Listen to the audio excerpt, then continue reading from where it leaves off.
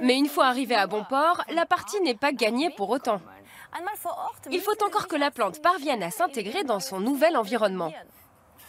Certaines plantes ont besoin pour cela d'un petit coup de pouce. C'est notamment le problème de la cuscute, une herbe de la famille des liserons. Si elle veut rester en vie, il lui faut au plus vite coloniser un plant de tomate. Mais comment ce parasite repère-t-il son hôte? Dans une serre de l'université de Pennsylvanie, la cuscute a complètement envahi ce plant de tomates.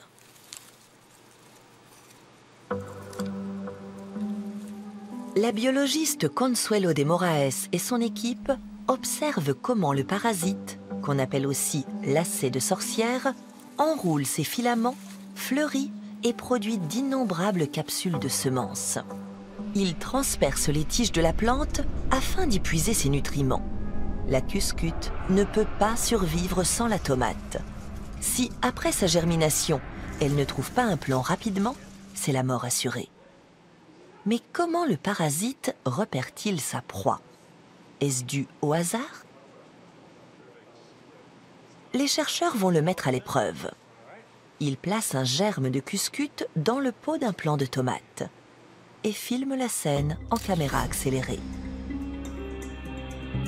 La plantule met résolument le cap sur le plant de tomate. Pas l'ombre d'un hasard. Une fois sur les lieux, à l'attaque. Désormais, la cuscute va vivre de jus de tomate.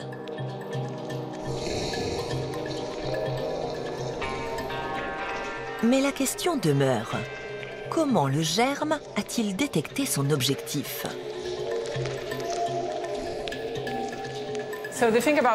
La cuscute doit trouver son hôte au plus vite. C'est une question de survie. Il y a plusieurs hypothèses concernant sa stratégie, mais la plus plausible pour nous, c'est celle de l'odorat. La cuscute repère le plant de tomate à son odeur. Un test olfactif permettra d'en avoir le cœur net.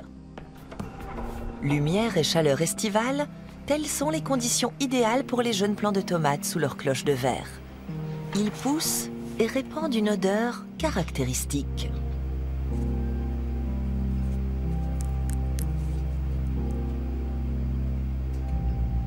Les molécules odorantes sont extraites des plants de tomates et retenues dans des filtres.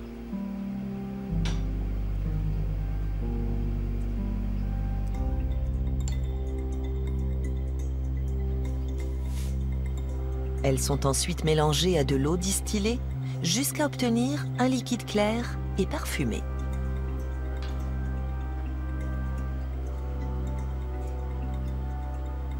La cuscute va-t-elle y réagir? À moins qu'elle ne préfère un authentique plant de tomate. Celui-ci, soigneusement recouvert, ne dégage aucune odeur. Le germe a le choix. Le test peut commencer.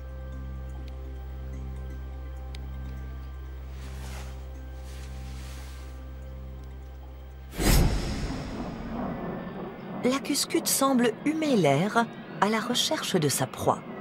Puis, délaissant le plant de tomate, il opte pour la piste olfactive et se dirige vers la proie présumée. Aucun doute, la cuscute s'oriente à l'odeur. Nous sommes en présence d'un comportement extrêmement élaboré, que l'on était loin de soupçonner chez les plantes. C'est plutôt le type de comportement que l'on attendrait d'un animal. Et c'est comme un animal que la cuscute sent sa victime, l'attrape et y plante ses crocs pour se nourrir à ses dépens.